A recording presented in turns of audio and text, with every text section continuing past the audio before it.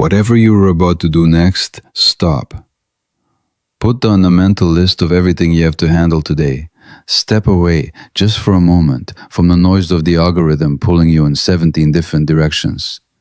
Close, even just halfway, the part of your mind that is already preparing to scroll past this video and keep searching for the next thing. Because what I am about to share with you is not the next thing. It is the thing. The one simple practice, the one quiet shift, the one ancient and almost forgotten act that the moment you actually do it, will reorganize the entire structure of your life from the inside out. I am not selling you a course or a supplement or a manifestation technique that requires you to repeat affirmations into a mirror for 90 days before you see results. I am telling you something that Carl Jung, the most profound depth psychologist who ever lived, spent his entire career circling around. Something the deepest mystical traditions of every culture have encoded into their most serious teachings. Something that every human being who has ever undergone a genuine transformation eventually discovers, usually too late, after years of trying everything else first. The thing that changes your life is not complicated, it is simple. So simple that your mind will almost certainly resist it. So simple that the part of you addicted to complexity and struggle will try to convince you that something this small could not possibly produce the transformation you have been searching for. But it does. It always has. And by the end of this video, if you stay with me, if you let what I am about to share actually land, rather than skating across the surface of your attention, you will have something in your hands that most people search their entire lives for and never find. A practice that works immediately, without permission from anyone, without the right circumstances, without waiting for Monday or January or the next chapter of your life that you keep promising yourself is coming. Right now, tonight, the moment you finish watching this video, let us begin. Before I tell you what the practice is, I need to lay the foundation. Because if you receive the practice without first understanding why it works, you will dismiss it the way most people dismiss every truly transformative thing they ever encounter. You will think it is too small. You will think it cannot possibly do what I'm claiming it does. You will go back to looking for something more complicated, more impressive, more aligned with your existing belief that transformation requires great effort and great difficulty and great sophistication. And you will miss the very thing that would have changed your life. So let me show you why this works first. Carl Jung discovered something about the human psyche that most people never come to understand. He discovered that the conscious mind, the small voice you call I, is only a tiny fraction of who you actually are. Beneath your conscious awareness lies a vast reservoir that Jung called the unconscious. And within that unconscious lives almost everything that actually shapes your life. Your repressed memories, your inherited patterns, your buried emotions, your unmet childhood needs, your forgotten dreams, your rejected aspects of self, your archetypal connections to the deeper layers of human experience, all of it, operating beneath your awareness, driving your choices, attracting your circumstances, shaping your relationships, determining the outcomes of your life with a precision and consistency that the conscious mind cannot match. Jung said something that I want you to sit with for a moment. He said, until you make the unconscious conscious, it will direct your life and you will call it fate. Read that again. Until you make the unconscious conscious, it will direct your life and you will call it fate. This is why most people's lives never actually change. Not really. They change the surface arrangements. The job, the city, the partner, the wardrobe, the morning routine, the supplements, the productivity system. But underneath, the same patterns keep repeating, the same outcomes keep arriving, the same emotional weather keeps recurring. Because the unconscious has not changed. And the unconscious is the actual operating system of the life. The simple practice I'm going to share with you works because it does the one thing that almost no one else is doing. It opens the deliberate, conscious channel between your awareness and your unconscious. It begins the work of integration that Jung spent his life describing as individuation, the lifelong process of becoming who you truly are. And here's what almost no one understands. You do not need to do this work for years before you begin to see results. The moment you begin the practice, the moment you actually open the channel, something starts to shift, not slowly, not eventually, immediately. Because the unconscious has been waiting. It has been waiting your entire life for the conscious mind to finally turn toward it with attention rather than away from it with fear or distraction. The instant you turn toward it, it responds. This is not metaphor. This is the actual mechanism of psychological transformation. Now I'm going to tell you what the practice is. It is one thing, one simple, ancient, almost embarrassingly small act that you can begin tonight in less than 10 minutes in any room of any house, in any city, in any condition of life. The practice is this. You sit in silence with no input, with no phone, with no music, with no book, with no agenda, and you write. That is it. You write whatever arises in your mind, without editing, without judging, without trying to make sense of it, without trying to be impressive or profound or coherent. You let the contents of your unconscious begin to flow up into your conscious awareness through the simple act of putting words on a page that no one else will ever read. That is the practice. I know what your mind just did. I know the resistance that just rose up. I know the disappointment, the dismissal, the immediate temptation to leave this video and keep searching for something more impressive. Stay with me, because what looks small is not small. What looks ordinary is not ordinary.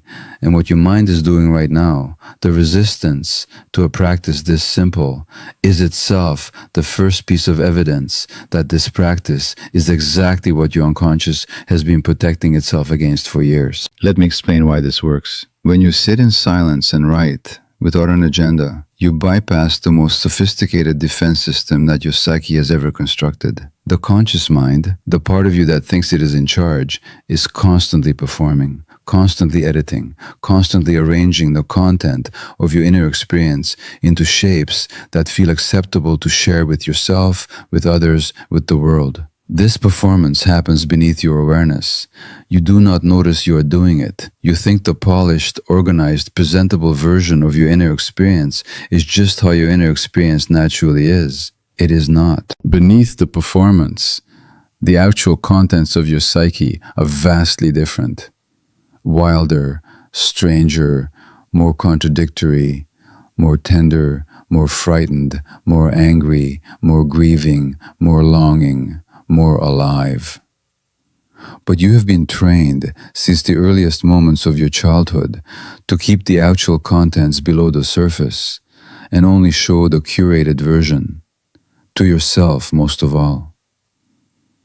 The practice of writing in silence, without an agenda, without an audience, without any goal other than letting whatever wants to come actually come, slowly dissolves the performance. The first day you do it, the writing will be empty, polished, performative. The mind will offer you the same surface level thoughts it always offers. But if you keep showing up, if you keep sitting, if you keep writing without trying to control what arises, something begins to shift. The unconscious begins to trust that you are actually listening. And once it trusts, it speaks. It tells you things you did not know you knew. It reveals patterns you had not noticed. It surfaces memories that explain choices you have been confused about for years. It expresses emotions that you have been carrying without language for so long they had become invisible. And in the act of being given language, those contents begin to integrate. They move from the unconscious, where they were running your life, invisibly, into consciousness, we can finally see them, work with them, decide what to do with them. This is the entire mechanism of psychological transformation. This is what every form of therapy, every spiritual practice, every wisdom tradition has been pointing toward in different languages for thousands of years. Make the unconscious conscious. And the moment you begin to do this, even for 10 minutes a day, even in the simplest, most unimpressive form imaginable, your life begins to change. Not because the outer circumstances have changed yet, because the operating system underneath the circumstances has begun to shift. And from that shift, every outer change eventually flows.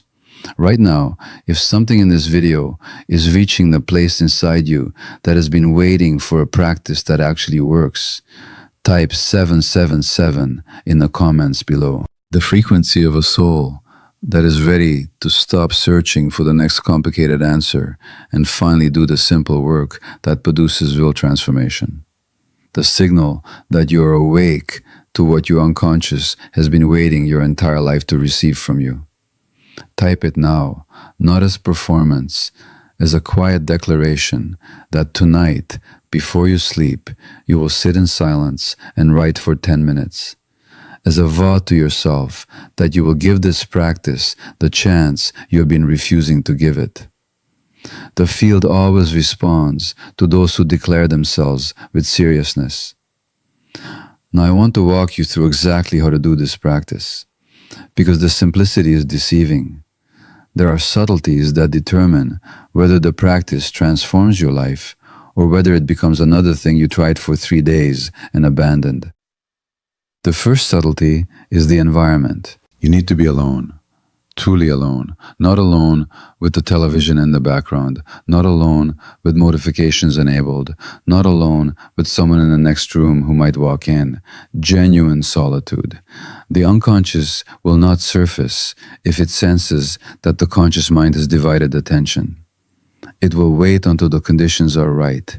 Find a place, a specific place, the same place every night if possible. A chair by a window, a corner of your bedroom, a quiet spot at a desk. The body remembers locations. The act of sitting in the same place every night begins to train the psyche that this is the time and the place where the inner channel opens. The second subtlety is the absence of input. No music, no background sound except whatever ambient sound exists naturally in the room. No phone. The phone should not be in the room with you, or if it must be, it should be in another part of the room, face down, completely silent. Why this matters? The unconscious surfaces in the spaces between thoughts. If those spaces are constantly being filled with external input, even pleasant input, even meditative music, the unconscious cannot get through. You need silence, not because silence is morally superior, because silence is the only environment in which the deeper layers of your psyche have any space to speak. The third subtlety is the writing itself. By hand, not on the phone, not on a laptop, by hand, with a pen, in a notebook that no one else will ever read. Why this matters? The act of handwriting engages the body. It slows the mind. It creates a physical relationship with the words that typing simply cannot replicate. The unconscious responds to embodied attention. It does not respond to the same kind of attention you give to your screens all day. A simple notebook, a simple pen, nothing fancy, nothing performative, just the materials of a practice that is meant to be private and real rather than impressive. The fourth subtlety is the absence of agenda. You're not writing to solve a problem. You're not writing to plan your day. You're not writing to journal in the way that productivity culture has taught you to journal, with prompts and structures and goals and gratitude lists. You're writing whatever arises. If what arises is nothing, you write nothing. If what arises is the same sentence over and over, you write the same sentence over and over. If what arises is a memory from when you were 6 years old that you have not thought about in decades, you write the memory. If what arises is rage at someone you have been polite about for years, you write the rage. If what arises is grief you did not know was still there, you write the grief. You let the unconscious choose the content. This is the most counterintuitive and most important subtlety of all. The conscious mind wants to manage the practice. The conscious mind wants to decide what is appropriate to write, what is worth writing, what is productive to focus on. The conscious mind must step back. The practice is the conscious mind sitting quietly with the pen in its hand and saying to the unconscious, I am listening. Whatever you want to say, I will write it down. I will not edit. I will not judge. I will not interrupt. I am here. I am ready. Speak. And then you let it speak. The fifth subtlety is the duration. 10 minutes minimum, 15 if you can manage it, 20 if the practice deepens. But here's the secret that almost no one teaches. The first 5 minutes are warm-up. The conscious mind is still performing. The writing during those minutes is usually surface level, polished, expected. Something shifts around the 7 or 8 minute mark. The performance tires. The conscious mind grows bored of its own polished offerings. The unconscious senses the opening and begins to push through. If you stop at 5 minutes, you miss the entire practice. The transformation happens in the minutes after the conscious mind has exhausted its prepared material and the deeper voice begins to emerge. Stay for those minutes. That is where your life begins to change. The sixth subtlety is what you do with what you have written. Almost nothing. You do not analyze it. You do not try to interpret it. You do not turn it into a self-improvement project. You simply close the notebook and sit for a moment in silence. The integration happens beneath consciousness, not above it. The act of writing has already done the work. The contents that surfaced have already begun the journey from unconscious to conscious. Trying to immediately analyze them only re-engages the performing mind and short-circuits the integration. Trust the process. Close the notebook. Sit in the silence for 1 more minute and then return to your life. If you do this practice in this exact way every night for 30 days, I promise you something will change. Not slowly, not subtly, significantly. Let me tell you what to expect. In the first week, you will feel restless, bored, resistant. The practice will feel small and unimpressive. You will doubt that anything is happening. You will be tempted to add complications, to look up better journaling techniques, to abandon the practice for something more sophisticated. Stay. This restlessness is the conscious mind defending its dominance. It is the part of you that has been in charge for so long that it cannot tolerate 10 minutes of quiet attention to something deeper. The restlessness is the resistance, and the resistance is itself the proof that you are doing something significant. In the second week, you will begin to notice things. You will start dreaming more vividly. You will catch yourself remembering things you had not thought about in years. You will feel emotions arising in unexpected moments throughout the day. Small synchronicities will start appearing. Do not get attached to these signs. They are simply the unconscious announcing that the channel is open. Acknowledge them and continue the practice. In the third week, the practice will begin to deepen. You will start to look forward to the 10 minutes rather than dreading them. The writing will become richer, stranger, more revelatory. You will begin to encounter material that surprises you, that teaches you, that explains things about your life you had been confused about. In the fourth week, your outer life will begin to shift. Not always dramatically, sometimes subtly. You will find yourself making different choices, speaking up where you used to stay silent, setting boundaries you have been unable to set, walking away from situations you have been unable to leave, reaching toward possibilities you have been unable to acknowledge. This is the unconscious, now in conscious dialogue with the rest of your life, beginning to reorganize the outer arrangements to match the deeper truth that has been surfacing through the practice.